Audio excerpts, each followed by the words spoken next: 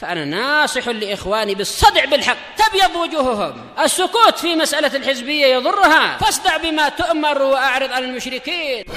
سلامي على دماج ورجالها والشيخ يحيى ودار العلم يا سعد بانيها. بسم الله الرحمن الرحيم. الحمد لله حمدا كثيرا طيبا مباركا فيه كما يحب ربنا ويرضاه. أشهد أن لا إله إلا الله وحده لا شريك له، وأشهد أن محمدا عبده ورسوله صلى الله عليه وعلى آله وسلم تسليما كثيرا. أما بعد، Ikhwanil kiram rahimani wa rahimakumullah. Pada pertemuan yang lalu kita sampai pada pembahasan tentang Al-Fatihah. Yang ini di dalam salat hukumnya apa? Indaka Zaid, rukun atau wajib atau sunnah? Rukun. Rukun dari rukun-rukun salat. Nah, rukun ini berlaku bagi siapa? Imam, munfarid atau makmum? Indaka Sakif. Bagi semuanya. Baik, bagi semuanya. Apakah dia menjadi imam atau menjadi makmum maupun salat sendirian, maka wajib untuk membaca Al-Fatihah pada setiap rakaatnya. Baik, dalilnya apa? Indaka Abdurrahman Kisaran. La salata liman lam yaqra bi Fatihatil Kitab. Baik. Tidak sah salat bagi yang tidak membaca Al-Fatihah. Nah,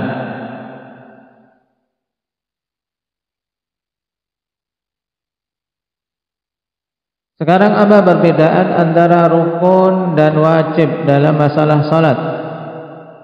Indah ya Fadil. Nah, ini perbedaan diingat-ingat, kawan. Rukun yaitu sesuatu yang harus ditunaikan di dalam salat yang tidak gugur baik karena lupa atau karena tidak tahu. Makanya siapa saja meninggalkan suatu rukun, baik sengaja atau tidak sengaja, baik karena lupa ataupun karena tidak tahu, maka salatnya tidak sah sampai dia mendatangkan rukun tersebut. Sedangkan wajib dari kewajiban-kewajiban salat, maka maksudnya adalah apa? Sesuatu yang harus ditunaikan di dalam salat, yang apabila seseorang meninggalkannya dengan sengaja, maka salatnya tidak sah.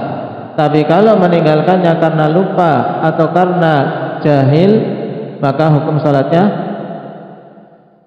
sah dan wajib sujud sahwi. Ini bedanya, Pak. Baik, barakallahu fikum. Sekarang kita masuk pada hadis yang ke-52. Qala al-mu'allif wafaqahu Allah ta'ala bab timamil ma'mumi bil imam. Bab mengikutinya makmum terhadap imamnya. Dalam salat berjamaah, akhwan, unsur yang ada yaitu imam dan makmum. Oleh karena itulah minimal terwujudnya salat berjamaah yaitu dua orang, satu imam, satu makmum. Baik, apakah makmumnya itu sama-sama laki-laki pada imam laki-laki ataupun makmumnya perempuan, maka sah. Adapun apabila makmumnya perempuan, maka tidak boleh apabila imamnya perempuan, maka tidak boleh bermakmum kepadanya kecuali sesama perempuan. Nah, dalam hukum bermakmum ini Rasulullah SAW telah tegaskan bahwasanya imam ditunjuk sebagai imam untuk diikuti, sehingga yang wajib atas makmum adalah mengikuti imamnya. Dalilnya apa? Yaitu yang disebutkan dalam hadis kita baca, an Abi Hurairah radhiyallahu anhu anna an-nabiy sallallahu alaihi wasallam qala innama ja'ila al-imam liyutamma bih fala takhtalifu alaihi, rawahu al-Bukhari wa Muslim.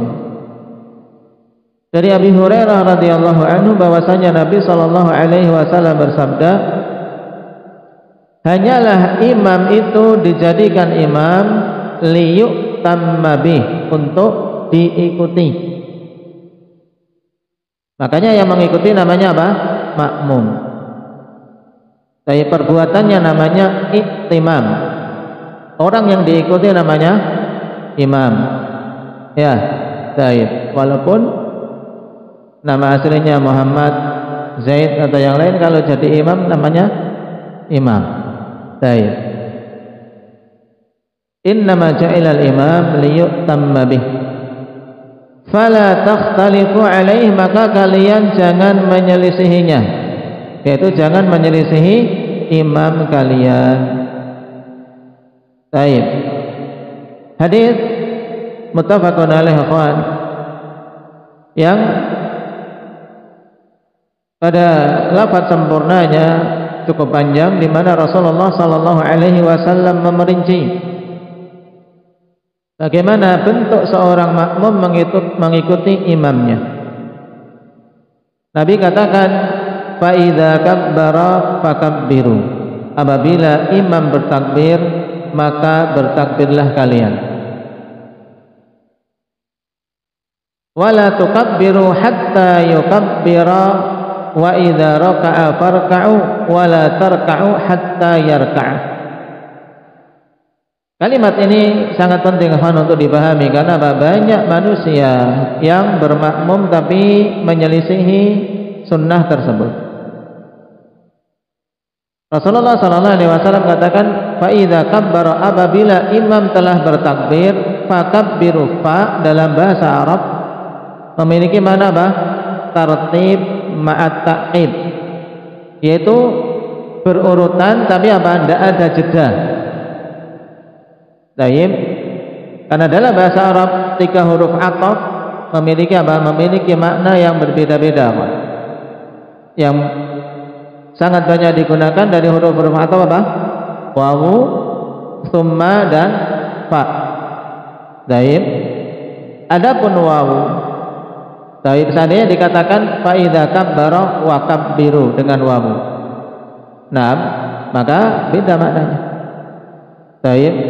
Kabbara imam wa kabbaral makmum, imam bertakbir dan makmum bertakbir.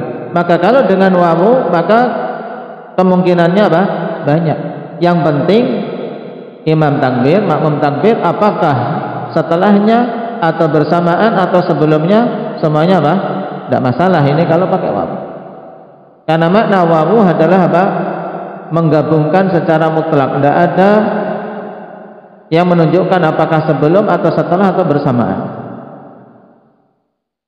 Adapun tsumma, huruf ataf tsumma ini untuk menggabungkan dua perkara yang berurutan tapi ada jeda. Misalnya kabbaral imam tsumma kabbaral makmum, imam bertakbir kemudian makmum bertakbir. Seandainya takbirnya makmum nanti setelah imam baca Fatihah, ini masih dikatakan betul sesuai sunnah, karena pakai tsumma. Tapi hadisnya kan enggak pakai tsumma. Hadis kita pakai apa? Fa. Ini diperhatikan.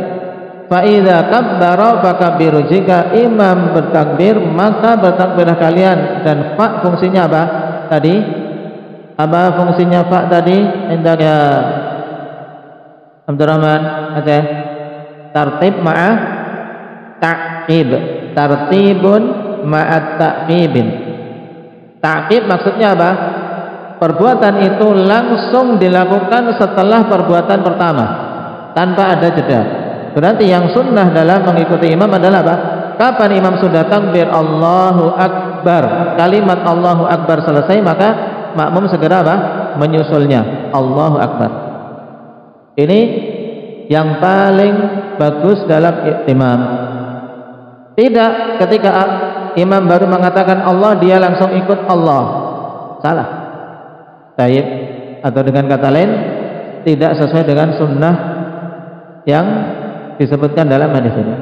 Tapi fa idza kabbara fakabbiru, imam bertakbir sempurna takbirnya Allahu Akbar, baru apa?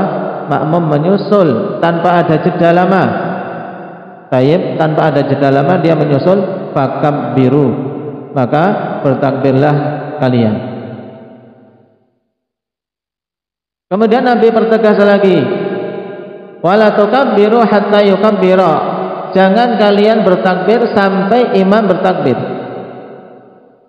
Dan kalau itu yang dimaksud ada takbiratul ihram, maka siapa saja yang mendahului takbirnya imam pada takbiratul ihram, ikhwan, maka salatnya tidak sah. Karena takbiratul ihram maka betul-betul harus takbirnya itu apa? Setelah imam. Yaitu setelah imam selesai membaca takbirnya Allahu Akbar pada takbiratul ihram, baru boleh makmum menyusul untuk bermakmum kepadanya. Makanya Nabi pertegas, jangan kalian bertakbir sampai imam bertakbir. Wa idza raka'a farka'u wa la tarka'u hatta yarka'. Dan apabila imam telah rukuk, maka rukuklah kalian. Dan jangan kalian rukuk sampai imam rukuk. Baik. Jadi iktimam yang benar berarti bagaimana? Imam Allahu Akbar, posisi rukuk, baru kalian menyusul Allahu Akbar. Wa idza qala sami Allahu liman hamida faqulu Allahumma rabbana lakal hamd. Apabila imam mengatakan sami Allahu liman hamidah, maka ucapkanlah oleh kalian Allahumma rabbana lakal hamdu. Yaitu ketika bangkit dari rukuk, imam mengatakan sami Allahu liman hamidah, makmumnya tidak dituntut untuk mengatakan sami Allahu liman hamidah, tapi dia langsung mengucapkan Allahumma rabbana lakal hamdu, atau rabbana lakal hamdu, atau rabbana walakal hamdu, atau Allahumma rabbana walakal hamdu. Ada empat riwayat ikhwan dalam apa? Dalam tahmid ini. Lafaz yang paling apa? Yang paling pendek yaitu rabbana lakal hamdu. Yang kedua dengan tambahan wawu, rabbana walakal hamdu. Yang ketiga tambahan Allahumma, Allahumma rabbana lakal hamdu, sebagaimana dalam hadis ini. Kemudian yang keempat tambahan Allahumma dan wawu. Jadi bagaimana bunyinya Ahmad?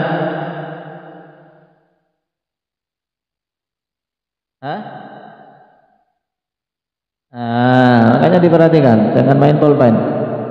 Apa jadinya bunyinya Zaid? Baik, ahsan. Allahumma rabbana walakal hamdu. Baik.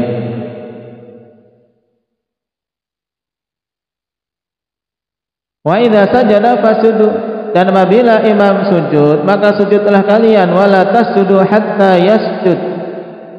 Dan jangan kalian sujud sampai imam sujud.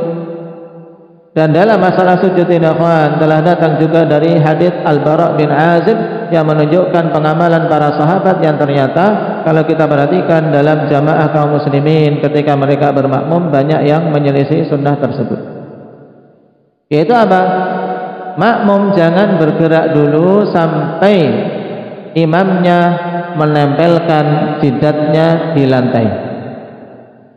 Baik, sebagaimana dalam hadis Al-Bara' bin Azib, beliau mengatakan, "Naam, wala yahwi ahadun minna dhahrahu hatta yada'a Rasulullah sallallahu alaihi wasallam jabhatahu fil ardh." Tidak ada seorang pun di antara kami, yaitu para sahabat, yang mulai membungkukkan punggungnya sampai Rasul sallallahu alaihi wasallam menempelkan keningnya atau jidatnya di lantai. Ini sunnahnya. Jadi ketika imam mengatakan Allahu Akbar ketika bergerak. Karena takbir intiqal ini dibaca ketika bergerak, Allahu Akbar, tidak ketika berdiri, tidak pula ketika sudah sujud, tapi ketika proses bergerak, Allahu Akbar. Ya. Nah, imam posisi sujud, sudah posisi sujud baru makmum menyusul. Tidak bergerak makmum sampai apa?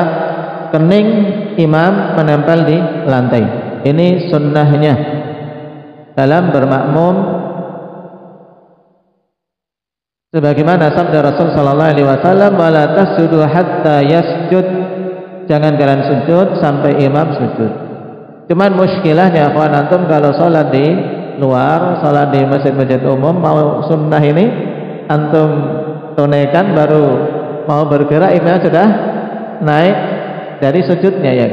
Kalau nggak cepat-cepat, coba antum praktekkan mau nunggu nggak sujud sampai imam nempel keningnya.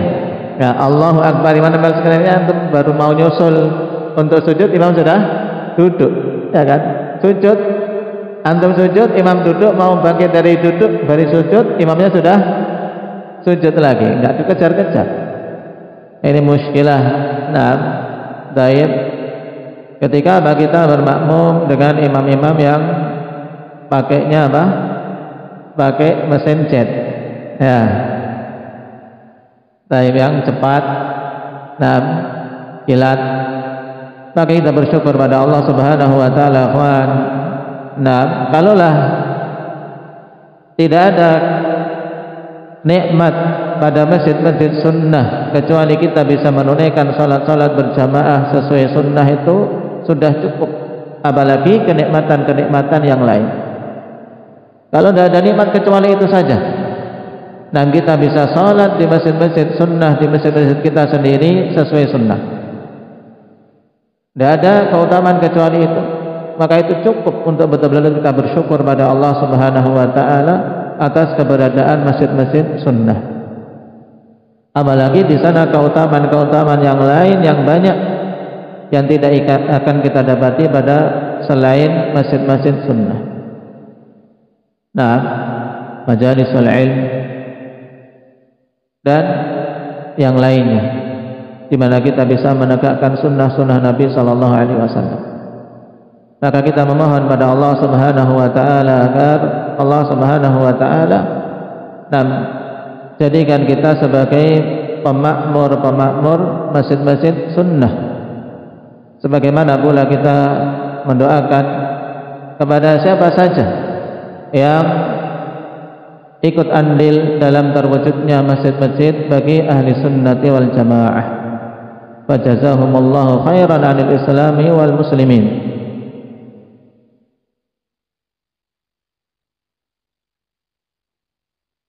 Wa idza shalla qa'iman fasallu qiyaman wa idza shalla qa'idan fasallu qu'udan ajma'in. Kemudian Nabi sallallahu alaihi wasallam sebutkan hukum yang lain. Nah, apabila imam salat dalam keadaan berdiri, maka salatlah kalian dalam keadaan berdiri.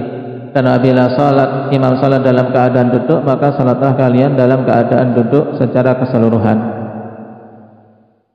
Baik, ini pembahasannya lain, insyaallah pada tempatnya. Cuma syahidnya sekarang kawan, tentang kesempurnaan iktimam, di mana seorang bermakmum maka dituntut untuk dia mengikuti imamnya. Yang namanya mengikuti, dia bergerak setelah imam tanpa jeda yang panjang antara dia dengan makmum.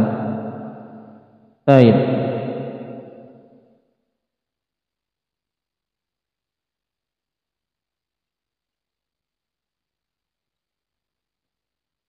Kemudian boleh diketahui bahwasanya seseorang berada di belakang imam, yaitu dengan kata lain dia menjadi makmum bersama dengan imamnya, itu ada beberapa keadaan. Dari sekian banyak orang yang bermakmum, maka kita bisa golongkan mereka ketika mengikuti imamnya, yaitu jadi 4 golongan atau 4 keadaan. Keadaan pertama, inilah yang dituntut, yang sesuai sunnah. Keadaan yang pertama yaitu mutaba'ah. Ini yang diperintahkan. yaitu makmum betul-betul mengikuti imamnya. Yang dinamakan mutaba'ah, dhabitnya apa mutaba'ah, yaitu an yashra'al makmum fi af'alis shalah fawra syuru'il imam biduni muwafaqah. Yaitu mutaba'ah maksudnya mengikuti, di mana makmum memulai suatu gerakan salat persis setelah apa? Setelah imam mulai gerakan tersebut. Yaitu setelah imam melakukan itu, rukuk, kemudian segera disusul rukuk, takbir disusul takbir, sujud disusul sujud, tanpa berbarengan, ya, tanpa membarengi imam. Ini mutaba'ah. Beda akhwan seorang yang membarengi, ini golongan kedua. Kalau mutaba'ah tadi, fa idza raka'a farka'u, apabila imam telah rukuk maka rukuk segera. Jadi ketika imam sujud, sujud segera. Ini namanya apa? Kondisi pertama, hendak ya Abdullah Katam.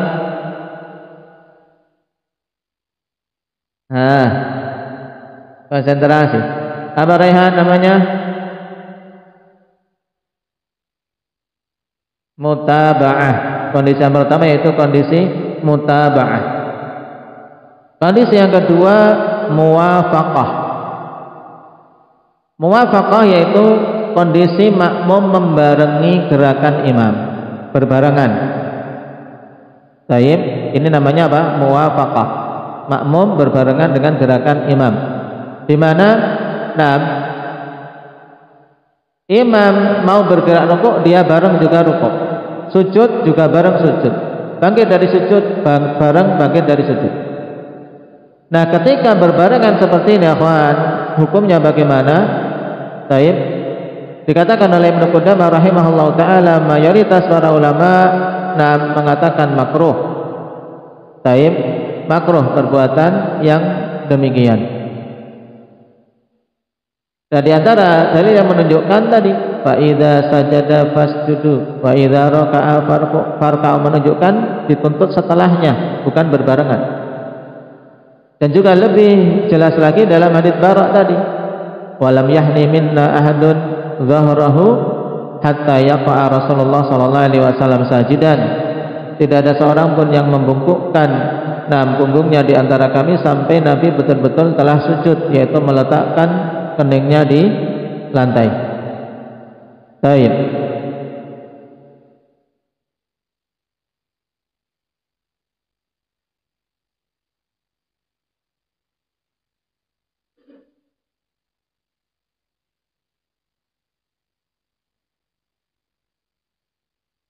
Dan berbarengan ini yang dimakruhkan oleh jumhurul ulama, ikhwan.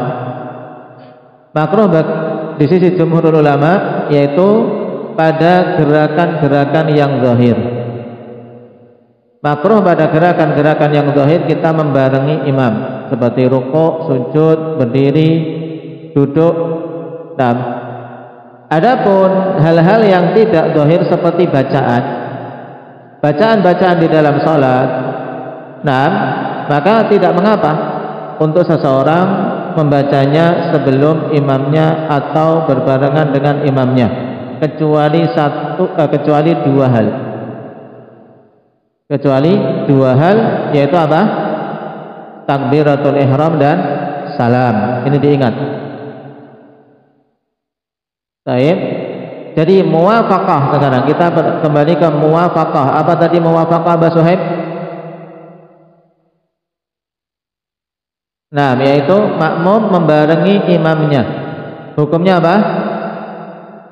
Makruh di sisi jumhur ulama. Yang dimakruhkan ini kalau membarengi pada gerakan-gerakan yang zahir, gerakan-gerakan nampak.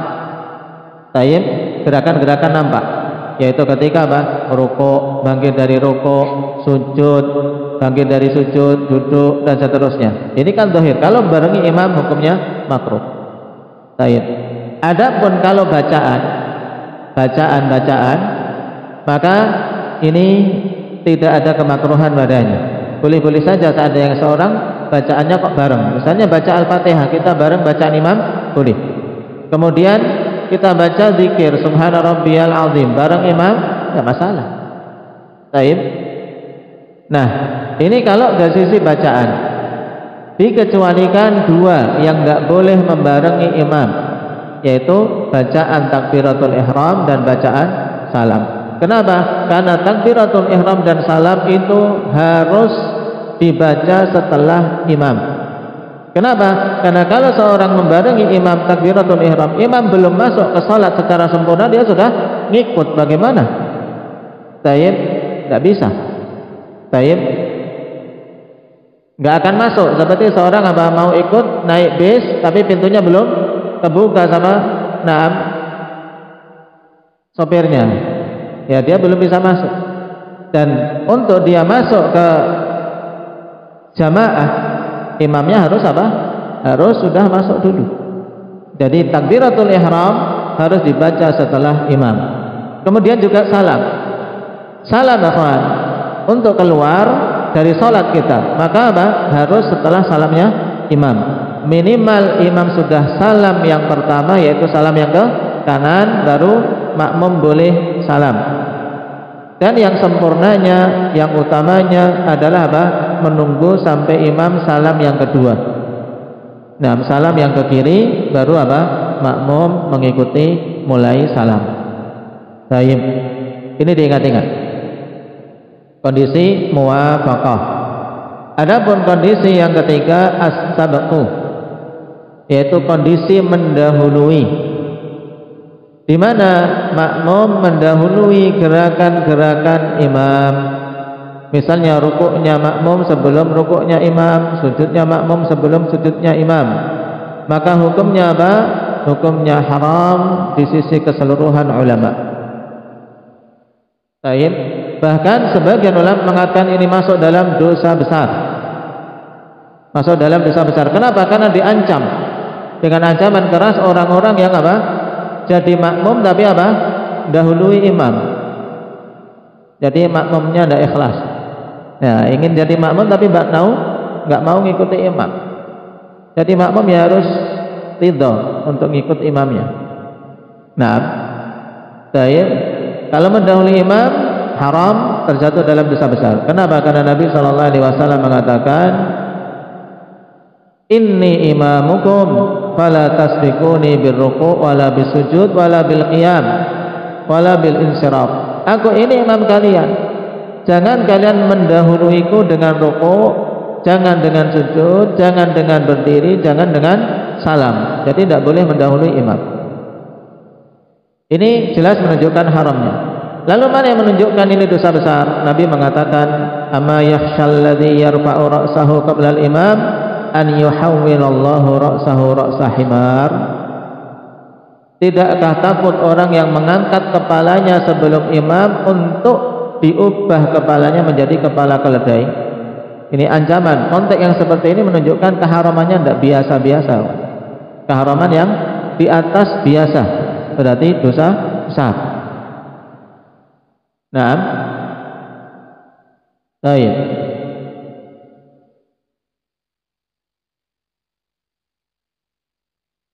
Kemudian bagaimana hukum salatnya? Baik, bagaimana hukum salatnya? Apabila mendahuluinya karena lupa, karena suatu kesalahan, pikirannya imam sudah sudah bangkit. Dengan sayup-sayup Allahu Akbar, tapi ternyata dia ngangkat kepala kok imamnya masih sujud. Nah, baik. Maka yang wajib dalam kondisi ini untuk segera kembali ke rukun di mana imam belum bergerak darinya. Misalnya yang sering mungkin pada kasus bangkit dari sujud karena tidak melihat. Ya, bangkit dari sujud dikira imamnya sudah bangkit. Dia dongakkan kepala, masih pada sujud. Maka harus segera kembali balik ke posisi sujud. Ini yang wajib. Sampai imam bangkit dari sujud kemudian dia mutaba'ah. Baik. Tapi seandainya dia bangkit dari sujudnya Allahu Akbar, ternyata imam langsung setelahnya Allahu Akbar. Sehingga dalam kondisi ini jelas siapa yang duluan Akbar? Makmumnya, ya kan? Tapi dia mau balik, imam sudah bergerak untuk duduk, ya kan? Berarti dia duduk juga imamnya nyusul duduk. Maka dalam kondisi ini kalau terjadi karena kesalahan, maka dikatakan oleh para ulama ini dimaafkan. Taib. Kenapa? Karena suatu kesalahan dilakukan karena kesalahan tidak sengaja. Tapi kalau imamnya belum bergerak, maka harus segera kembali ke posisi awal. Nah, sekarang masalahnya kalau mendahului imam dengan sengaja. Ini kalau kita rinci ada beberapa bentuk. Nah, disebutkan oleh para fuqaha ada 3 bentuk. Yang pertama, kalau mendahului imamnya 2 rukun atau lebih dengan sengaja. Nah, ini mendahului imam kok sampai 2 rukun atau lebih, maka jelas batal salatnya, kawan. Bentuknya bagaimana kira-kira ini? Ini tidak makmum ini, ya kan? Mendahului imam 2 rukun atau lebih. Misalnya, taib, imam masih rukuk, ya kan? Imam rukuk, dia rukuk, kemudian apa? Dia bangkit sendiri, ya Allah, sami Allahu liman hamidah. Kemudian apa? Imam masih rukuk, dia sudah apa? Nah, sujud, ya kan? 2 rukun dia, nah, mendahului imamnya. Jelas tidak ada khilaf tentang batalnya salat orang yang demikian. Kemudian kondisi kedua, kawan, kalau mendahului imamnya 1 rukun secara sempurna. Maksudnya mendahului imam 1 rukun secara sempurna bagaimana? Contohnya, kawan, taib, dia rukuk, kemudian mengangkat kepalanya sebelum rukuknya imam. Berarti 1 rukuk sempurna dia mendahului imam. Paham? Taib. Misal contohnya Allahu Akbar, kemudian apa? Imam masih berdiri. Imam masih berdiri. Taib. Kemudian dia sami Allahu liman hamidah, nah, sebelum rukuknya imamnya. Maka ini mendahului imam 1 rukun secara sempurna. Maka ini juga batal salatnya. Taib. Kenapa? Karena jelas menyelisihi kaidah pokok dalam bermakmum. Taib. Kemudian kondisi yang ketiga, ini kondisi yang banyak terjadi. Kalau kondisi pertama, kedua ini sangat jarang, kecuali orang-orang yang tidak tahu bagaimana bermakmum. Taib, atau anak-anak kecil. Taib, anak-anak kecil yang imamnya masih berdiri, dia sudah sujud, ya. Taib. Imamnya sujud, dia duduk. Nah, imamnya belum salam, dia lari. Nah, jelas itu tidak sah salatnya. Nah, sekarang kondisi ketiga, mendahului imamnya pada suatu rukun. Maksudnya apa?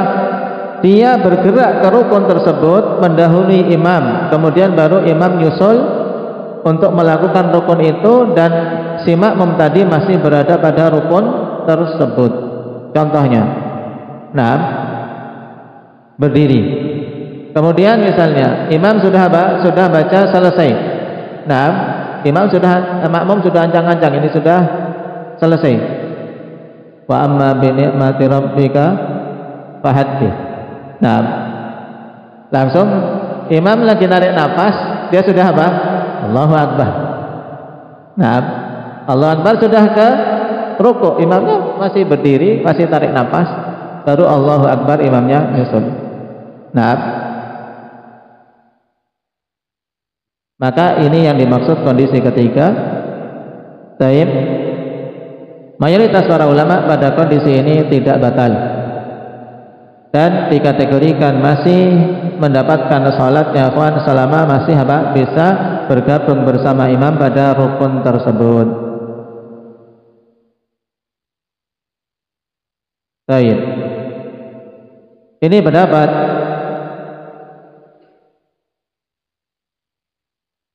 kebanyakan para ulama. Adapun pendapat Imam Ahmad pada salah satu riwayat beliau dan pendapat Zahiriyah yang dipilih oleh Imam As-Sa'di, demikian pula Syekh Ibnu Utsaimin dan yang lainnya, bahwasanya salatnya tetap dihukumi batal. Kenapa? Karena dia menyengaja untuk melakukan perkara yang diharamkan di dalam salat. Nah, dan an-nahyi yaqtadil fasad, hukum asal dalam fikih ikhwan bahwasanya larangan itu berkonsekuensi kalau dilanggar menjadikan rusaknya perkara tersebut, maka batal salatnya. Nah, karena sengaja. Taib, dan ini pendapat yang rajih wallahu taala alam. Taib, berarti kesimpulannya pada perincian-perincian tadi, kalau mau kita ambil kesimpulan mudahnya, pada semua perincian tadi kesimpulannya semuanya kalau mendahului imam dengan sengaja, hukum salatnya apa?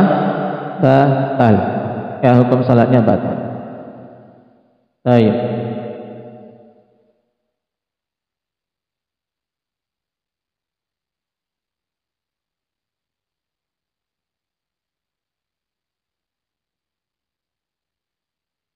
Wallahu ta'ala. Maka ketika itu hendaknya dia kemudian apa?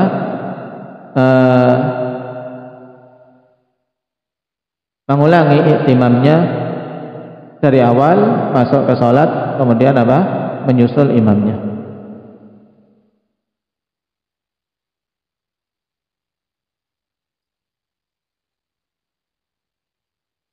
Jadi harus dibedakan kondisi orang yang menyengaja mendahului imam dengan yang tidak sengaja.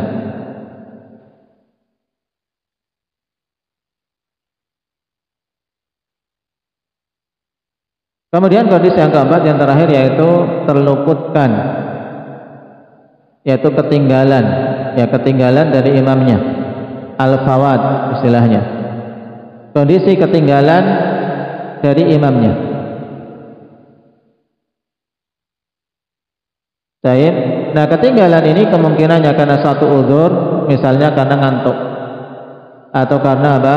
Karena desak-desakan sehingga mau bergerak itu apa? Lambat, atau karena lalai, dia ngelamun dalam salatnya.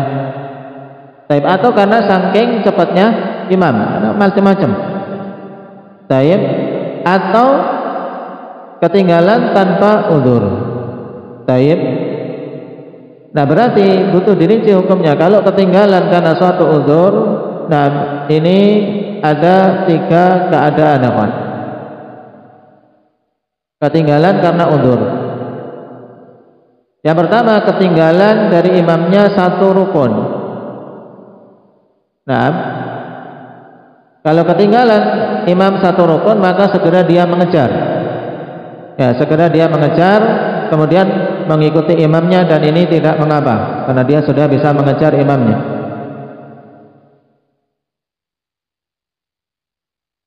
Kemudian yang kedua, dia ketinggalan satu rakaat penuh atau lebih. Maka ini yang namanya masbuk, ya kan? Masbuk ketinggalan satu rakaat atau lebih, maka berarti dia apa? Masuk mengikuti imam pada bagian yang dia dapatkan, kemudian nanti menggenapkan rakaat yang ketinggalan. Kondisi yang ketiga, dia ketinggalan imamnya dua rukun atau lebih dalam satu rakaat. Ketinggalan dua rukun atau lebih dalam satu rakaat. Baik.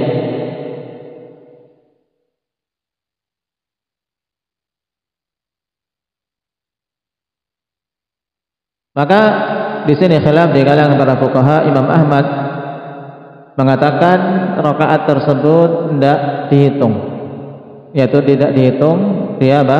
Pada rakaat tersebut, sehingga nanti seperti kondisi kedua, yaitu untuk menambah rakaat yang dia ketinggalan dua rukun itu. Baik.